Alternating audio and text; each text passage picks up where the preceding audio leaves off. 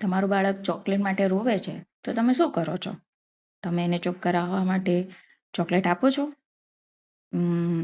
એવું કરવું જોઈએ? ન કરવું જોઈએ.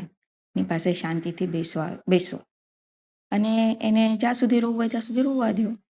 પછી જ્યારે શાંત થવા લાગે એની જાતે શાંત થવા દો અને જ્યારે શાંત થઈ જાય ત્યારે એને 2 ચોઈસ આપો કે ભાઈ તારે ચોકલેટ ખાવાની જીદ છે એ તો નહીં પૂરી થશે, પણ તને ખજૂર પાક કે સુખડી આપું?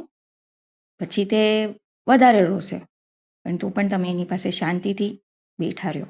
ઇરિટેટ મત થાઓ. એને કોઈ પણ સલાહ ન દો, કાંઈ પણ નહીં. બસ એને શાંત થવા દો એની જાતે જ. જ્યારે એ શાંત થઈ જાય ત્યારે એ તમારી 2 ચોઈસમાંથી 1 ચોઈસ એ અપનાવી લેશે અને રમવા લાગશે.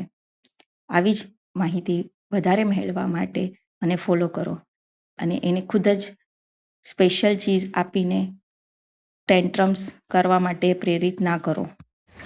તમે શું કરો છો? કમેન્ટમાં લખીને બતાવો.